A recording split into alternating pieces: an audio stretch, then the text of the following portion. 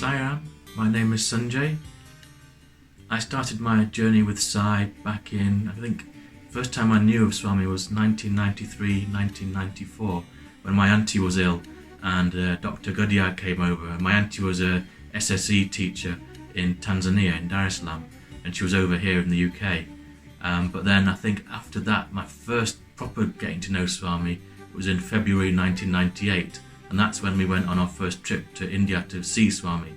And my recollection of that is that some people told Mum and Dad, oh, take Sanjay to see Swami, Swami will cure him. And then I found myself there in Prashanthi. So I think for me, that's where the journey started. First darshans and everything there. We were there for a few days back in 1998.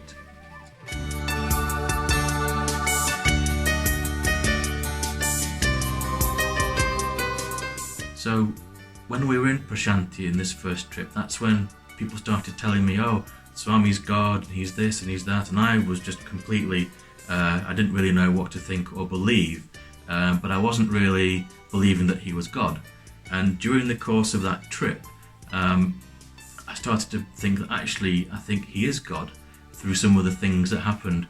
I'd thrown some challenges to Swami, like I'd seen him materializing vibhuti, and I'd wanted to say, oh, I can't see that because I'm quite far back. So if you give me direct sight of you materializing vibhuti, then I might start to believe that you're God. So I set him these little challenges in our first trip, which was, I guess, a little bit cheeky, but I know quite a few people have done things like that. And since I set him the challenge, then the next few days, every single time, wherever I was sat, it felt like people just moved out of the way, and I had a clear line of sight to see Swami waving his hand and vibhuti being materialized. So for me, that was like, okay, he's answered my prayers, so it might well be that he's God.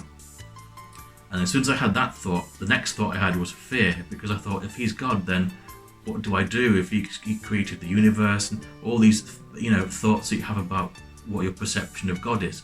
And I got quite scared, and I thought, well, if you're God and you're walking there in front of me, then how am I supposed to relate to you? And I really had no idea. And for me, I think that's when my first dream happened.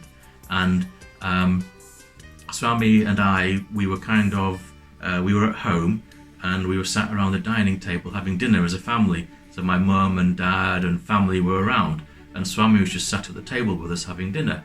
And then after that, we went to the pub and we played pool. So, and for me, that was that was the answer to my question. So I should see Swami as my best friend, someone that I can just invite around for dinner, or someone I can go out with in the evening, play pool or whatever it may be. So, and I think after that, there've been a few dreams, similar experiences where questions have been answered.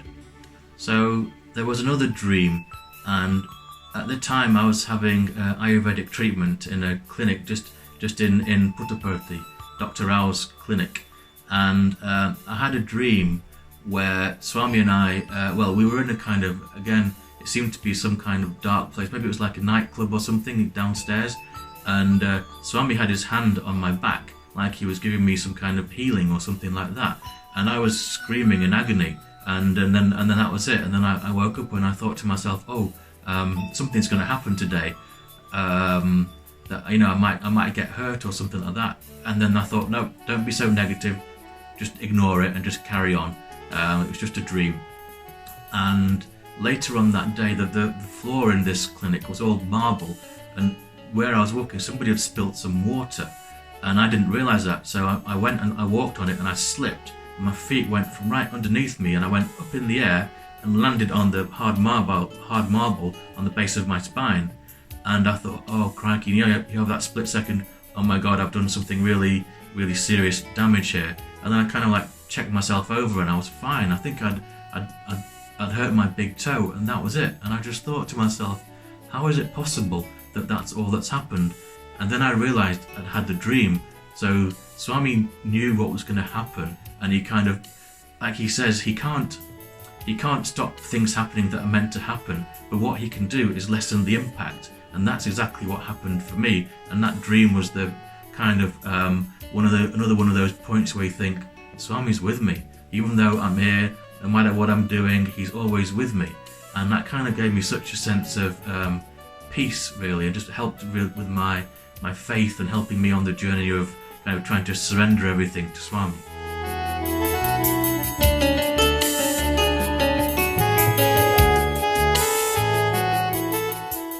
So, experiences in darshan. Well, there was the vibhuti experience I'd mentioned before, but then there was also not so much.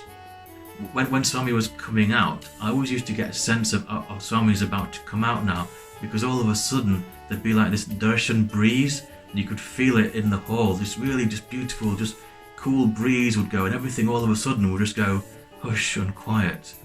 And then Swami would come out, and you'd see him kind of almost like in slow motion, gliding along, and sort of he would zigzag across between the people on either side of the path, and you never know if he was going to zigzag to you or zigzag past you, and that was part of the game.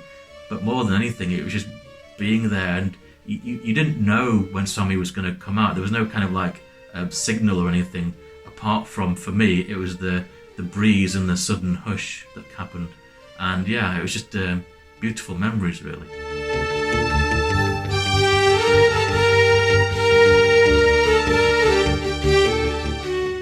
So for me, my experience and learning about Swami has always been through service or through work with the Sai organisation.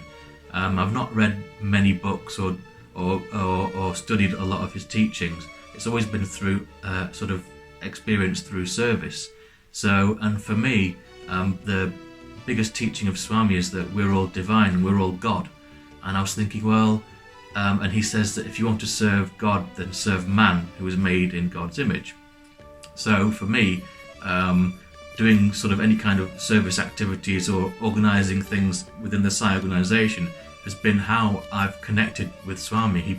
He sends people to you, he says, okay, I want you to practice being calm or being loving or being kind or whatever it may be, and he'll send you people that will kind of test you and help you to put Swami's teachings and all the human values into practice.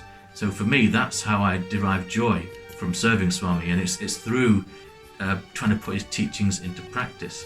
And I think for me, in the organisation, it's a little bit easier because everything you're doing with Swami's name or for Swami. But out in the workplace, for example, you might get the same kind of people, and the challenge has always been to treat them the same way as you would treat a Sai follower, if you like.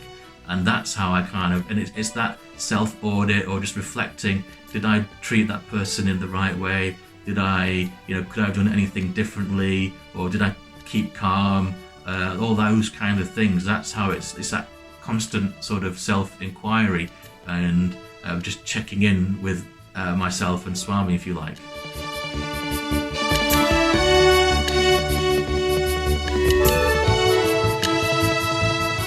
So, has there been any spiritual transformation on my journey with Sai? I'd like to think so, but I don't know, to be honest. What I do know is that the people I interact with, or my interactions with people, whether they be in the Sai organisation or at work or wherever, are different. They seem to be on a deeper level almost. So not so much the superficial worldly things, but more kind of spiritual conversations about trusting in life, or knowing that everything's going to be okay, and kind of giving people the confidence and self-belief that they need, that they can actually do stuff and that they're good people. I guess my vision has changed, if you like. I seem to be I seem to always see the good in a situation or the good in a person, and I get quite irritated if people start being negative or picking on the negative faults, because I think there's enough of that already, and I just kind of think actually inherently people are good, and sometimes they forget. So if I can remind them, then that's a good thing. So I guess I've noticed that change in myself. Maybe I'm a little bit more calm, or more patient. Maybe I don't think I worry so much, and I seem to kind of trust things or leave things or surrender things to Swami more than I have done before, and that's kind of where the fun begins. And it's almost like I see life. Swami talks about life being a game, and I see it like that. It's kind of like having a conversation with Swami. So I'm going to do this, Swami. Over to you. Let's see what happens.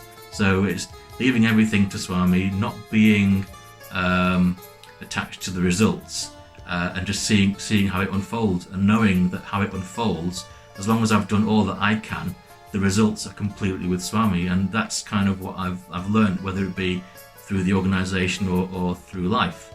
And when you it seems a bit of an odd way to live to some people, but it's quite easy once you get used to it. And yeah, I'm not saying I do it all the time, but I think for me that's something that has been a definite change.